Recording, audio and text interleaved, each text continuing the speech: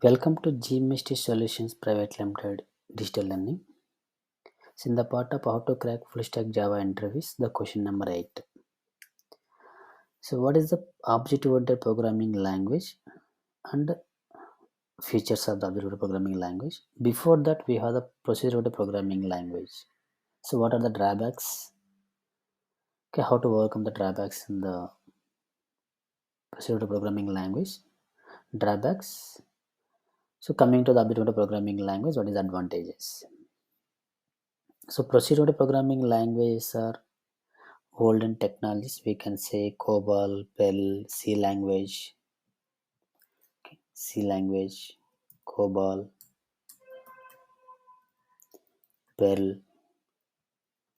So 8086 programming language. So like this we have the ETC. These are all the procedure programming languages. So here there is a platform dependency and sequential flow of execution. Sequential flow of execution, one flow of execution. If you start the application, it starts from beginning and there is no controllability in between the method 1 to 10. So if you want to see the output 9 or 10, so you have to wait for the execution remaining methods. So up to 8 you have to wait for that. So there is no starting of the direct requirement method custom execution. It is a sequential, that is single flow of execution here. And platform dependency. Single flow of execution, sequential execution. So because of the sequential execution, the application response, the performance is very slow. Okay, and there is no concept of the inheritance concept. So here we have to go for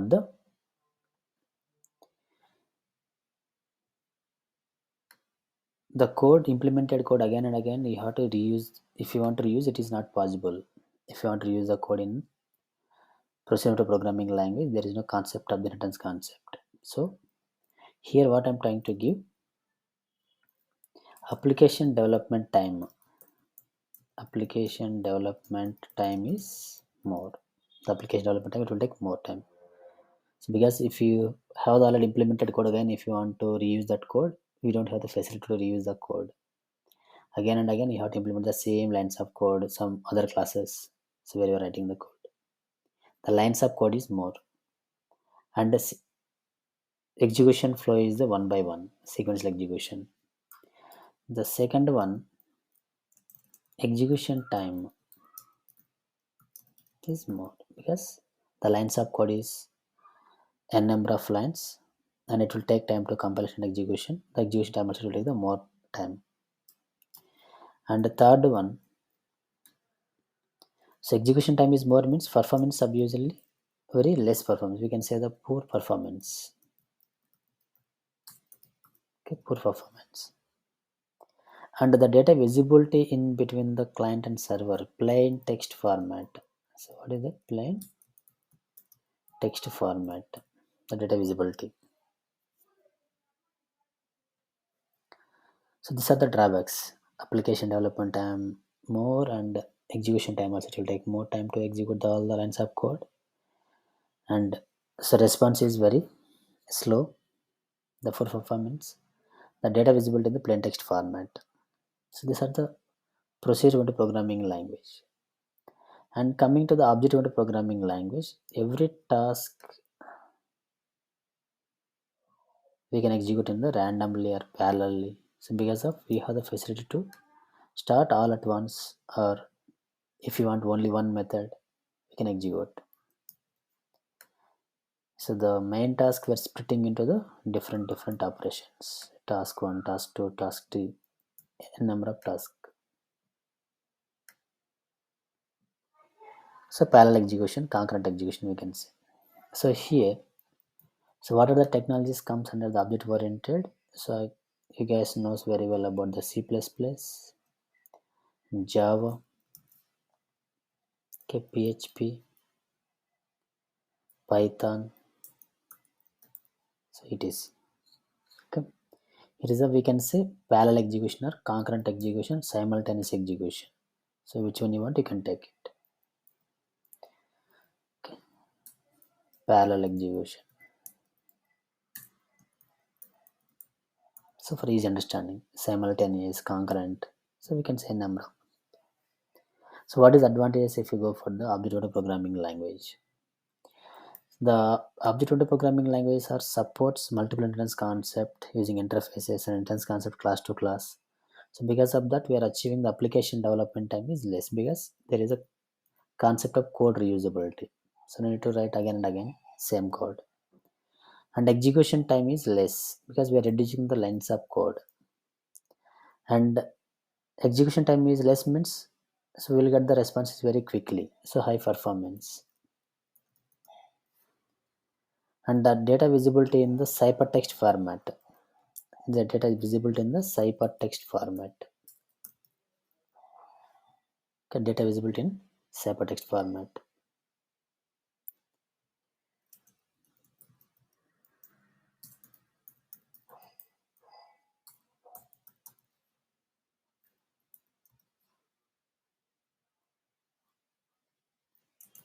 So very simple concept. Okay, what is the difference between the object-oriented and the procedure-oriented programming language? So the olden technology, old style is the procedure-oriented only, very slow process, and there is no concept of the inheritance concept for achieving the code reusability. So that's why application development.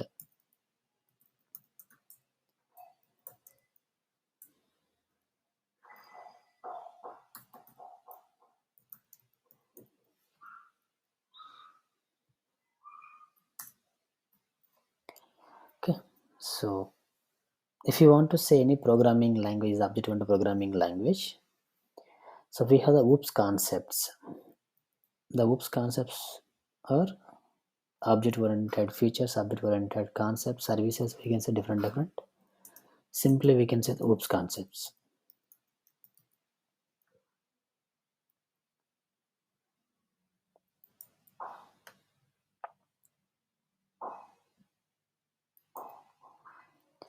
So class definition. So you have to satisfy the your programming language class definition. And second one is the object creation.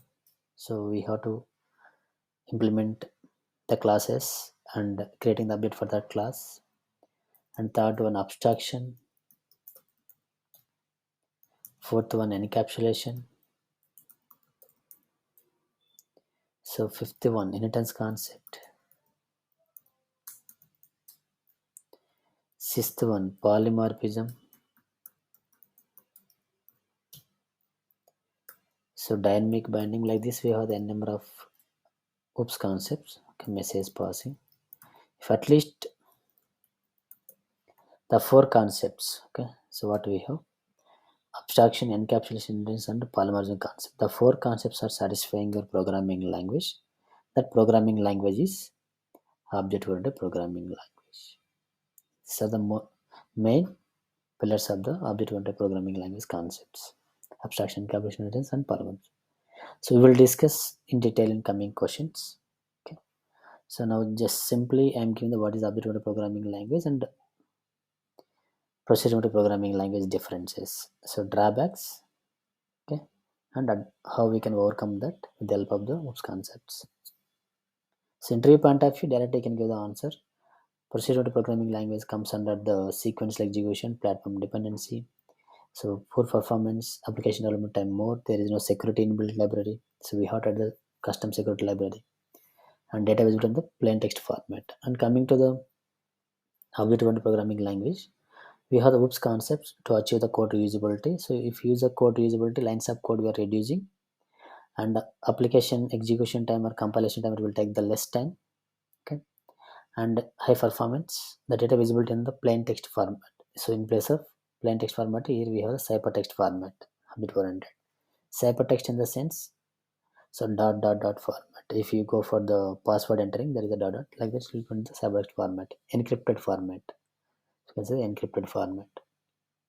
This is a simple answer for your object-oriented programming language versus procedure-oriented programming language. So basic points. So if you guys have any questions or any confusion on these points, so you can raise a question comment box. We'll discuss in detail. Thank you.